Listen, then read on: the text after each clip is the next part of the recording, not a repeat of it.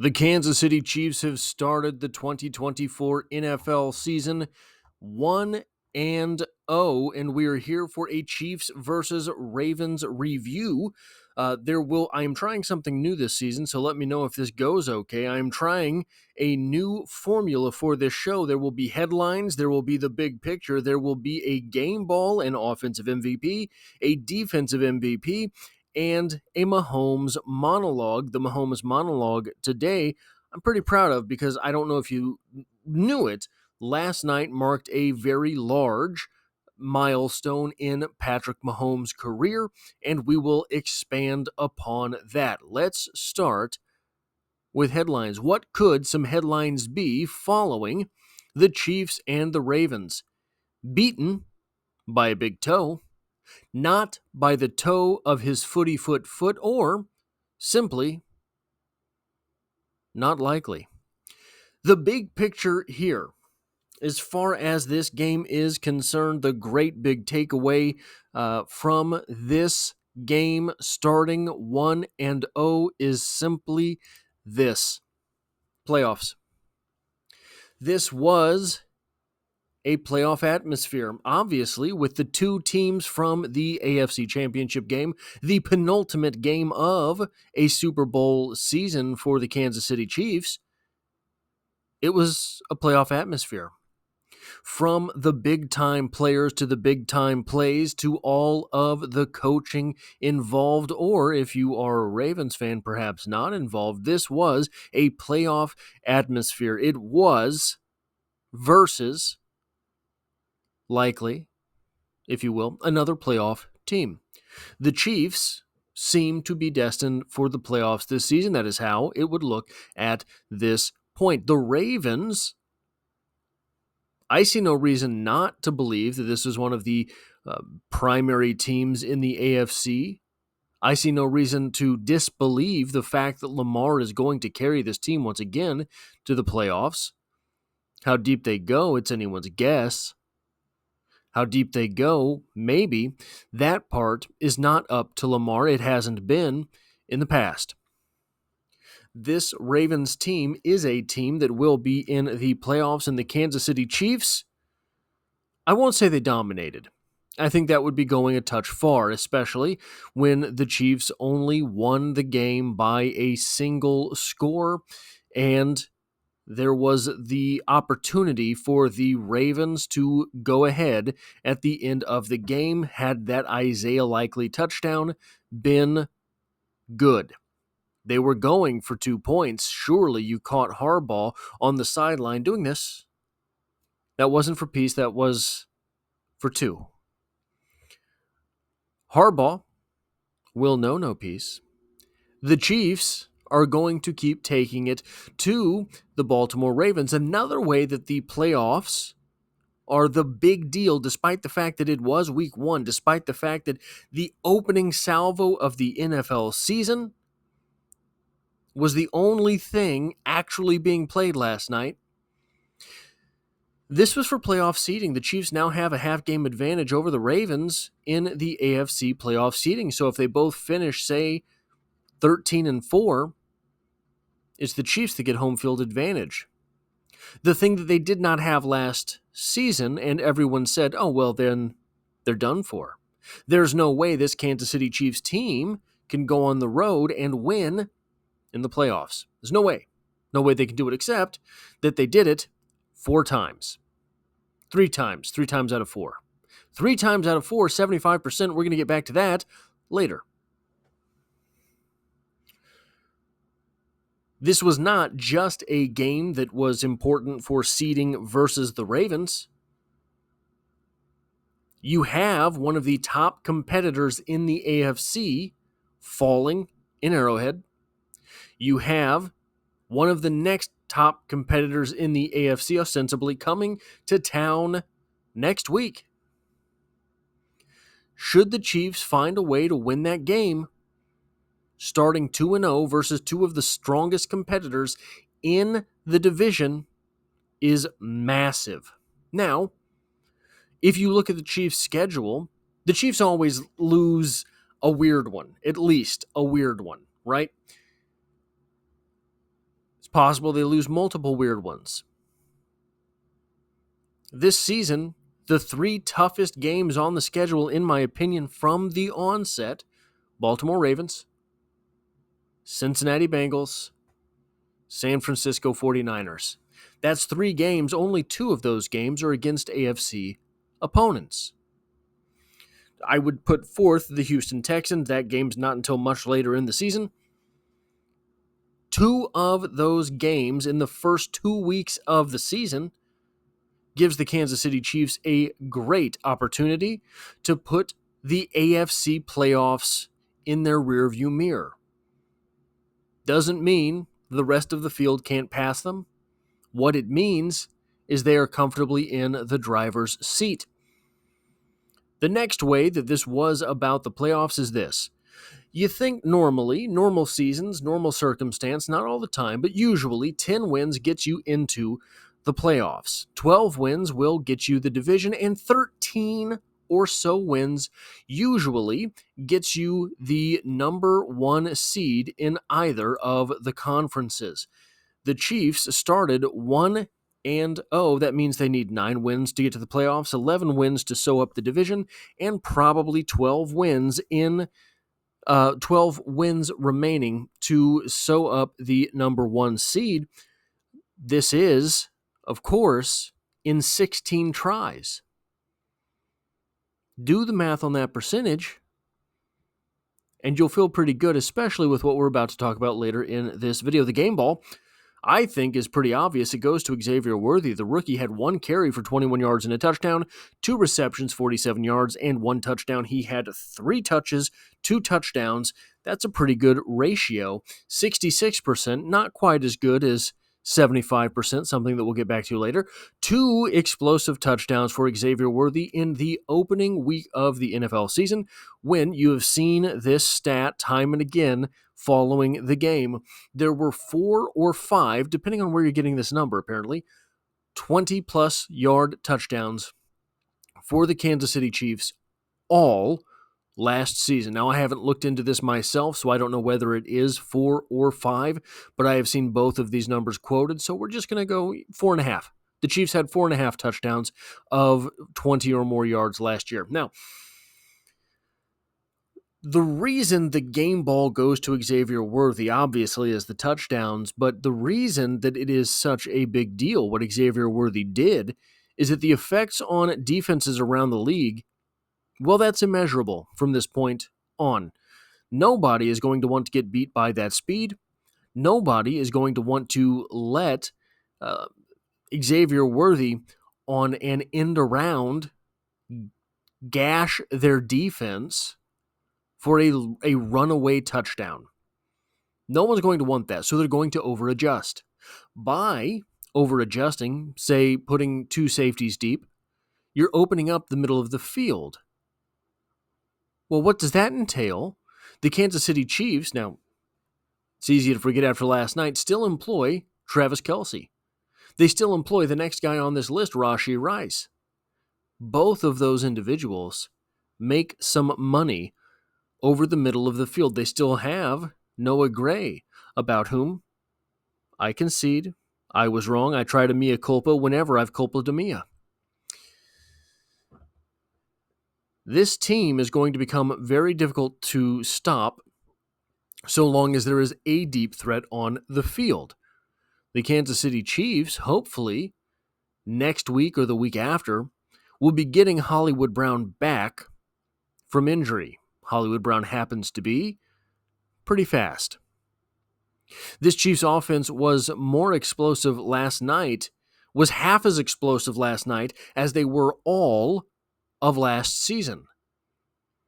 And they were down a playmaker. Now, I said last night in the live stream that I did post-game, I don't know where Hollywood Brown fits into this offense. It is difficult for me to imagine that iteration of this offense. But guys, I have a very small brain compared to Andy Reid, so I'm sure he knows exactly where that player will be playing. The offensive MVP from last night's game, Rashee Rice, 7 receptions, 103 yards. He looks like a number 1 wide receiver. And Andy, so here, okay, I need to take a step back.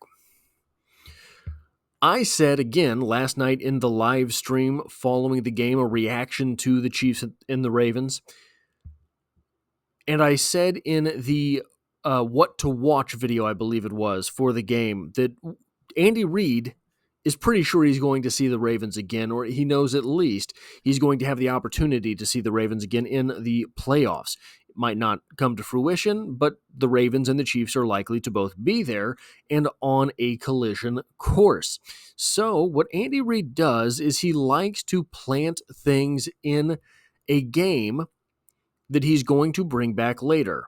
Maybe it is a jet sweep that gashes a defense that in the next time these two teams play becomes a jet sweep fake, play action fake, that ends up going 40 yards downfield to a wide receiver.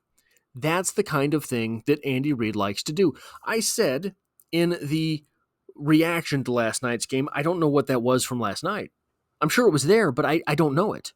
I couldn't figure it out. Everything looked to be pretty well X's and O's. There were seemingly no landmines. But guys, I think I figured it out. The exploit, the absolute disaster that was Rashee Rice versus a linebacker in coverage. It happened. It kept happening. And Rashee Rice got 7 receptions, 103 yards out of it. This might be Andy playing 4D chess. So Andy Reid knows that the Ravens are going to go back and look at that film, and it's not going to be an, okay, well, let's learn from this and adjust. They're going to have to change something systematic in their defense. They didn't do it all last night. They just kept letting Rashee Rice absolutely demolish one of their linebackers and gain 15 yards a pop. That's what they did. Harbaugh, as much as I hate him, and I don't even know why I hate him, I just do. As much as I hate him, he's going to learn from that. He's going to go back to that tape and say, look, I don't know what this was. Fix it or find a job. He's going to go to his defensive coordinator and say that. I promise you. There's probably going to be a few more interesting words along the way, but that's basically what will be said. Andy Reid may be adjusting or putting things into the playbook based on what he thinks that adjustment will be. The Ravens didn't adjust all night. So he's going to have to forecast the adjustment. So normally, what you would do is you would do this thing, you would plant this landmine, and it would go off big on the defense. You'd try it again, see how they react. And then you know that, okay, well, when I motion this wide receiver across to do the end around, they're just going to smack him with a linebacker whether he's got the ball or not. So then what you do is you draw up that same play. You play action it, then you've got the downfield post where the linebacker would have abandoned his coverage, whatever it is, right? Something to that effect. The Ravens never adjusted, at least not that I could see. So he's going to have to forecast that in pure 4D chess. Now, Andy scheming Rice onto a linebacker, if the Ravens fell for it, so too will a lot of other teams. The defensive MVP from this game was Leo Chenal. 3 tackles, 4 assists, 7 total tackles, and 2 pass deflections. On top of that, he was the spy on Lamar Jackson all night. Lamar Jackson didn't have a bad game. Lamar Jackson was accountable for nearly 400 yards of offense, but I think we would all agree that that's going to happen. I think we will all agree that the grimace on Lamar Jackson's face all night lets us know how bad he wanted that win. He did not get that win. Leo Chenal was everywhere on the field. So I think that is a good sign for the Kansas City Chiefs moving forward. I am excited to see Leo Chenal in the A-gap, and I think that this is going to be a good season for that linebacker. The bad news of this, he seemed to be the Kansas City Chiefs' only effective linebacker. There were a couple times where Drew Tranquill took absolutely atrocious angles, and that's just, for me, maybe I am not the most X's and O's guy to listen to. Just seemed like he had a bad game from a procedural standpoint. The touchdown to Isaiah Likely, the long touchdown in front of Nick Bolton, was Keystone Cop level comedy. That is the type of play that just cannot happen. That was an exploit of the lack of athleticism that we know Nick Bolton has. So here's the interesting thing about Nick Bolton and his career so far. Nick Bolton came to the Kansas City Chiefs at a time where they were absolutely dastardly against the run. Just miserable. So he was a revelation to that defense because he's very good against the run. Very effective against the run. Not a coverage linebacker. But at that time, the Chiefs didn't care. The Chiefs had to have someone to stop the run, let anyone else on the field stop the pass. We have this guy, Nick Bolton, to hit stick Nick, the running back. That's all we need him for. Well, in the time since then, the Chiefs have developed the rest of this defense. They have capable linebackers surrounding Nick Bolton, and sometimes those capable / more athletic linebackers need to be the guy rushing the passer, which means Nick Bolton has to be in coverage. Which means sometimes if the offense is schemed it up, there is a very athletic player being covered by Nick Bolton. And I shouldn't be too mean. I'm a big fan of Nick Bolton. I was a fan of Nick Bolton the moment they drafted him. I said this is going to solve a lot of problems for the Chiefs. And he is a strange type of playmaker. He makes plays that his athleticism should not allow. You've seen many interceptions by Nick Bolton where he should not have been there. Fumble recoveries, scoop and score by Nick Bolton where, hey, where did that come from? It certainly didn't happen in your 40-yard dash.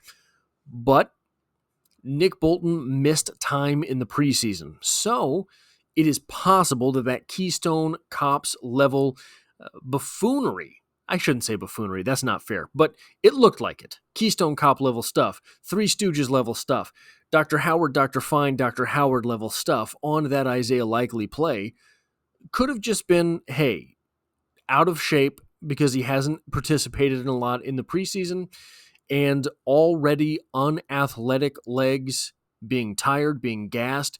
The Ravens ran somewhere between 74 and 80 plays, depending on where you're getting the snap counts. And it was a bad play on top of that. So that could have been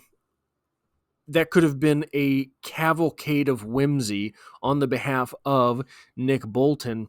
But so maybe that's not indicative of the athlete that Nick Bolton is, but it is certainly indicative of what happened last night. Leo Chenal was the only effective linebacker. And to my eyes, maybe I'm wrong, but it seemed to be the only effective linebacker to me. So I think, and again, that's a game where the linebackers are going to look stupid once in a while because it's the Ravens. So I'm actually encouraged by that because it is possible to come out of a game against the Ravens where all of your linebackers look absolutely miserable. Now, on to the Mahomes monologue. Patrick Mahomes won his 75th game last night faster than anyone else has ever done it. He has 75 wins in 97 starts. That's a winning percentage of 77.3. That is greater than 3 out of every 4 games in a league which is renowned in the sporting world for its parity. That's through losing a Hall of Fame wide receiver. That's through having one of the worst defenses in the NFL.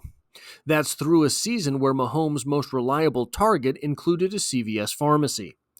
That's through seasons where he had a bum knee and a couple times he definitely, most certainly, not at all, had a concussion or two.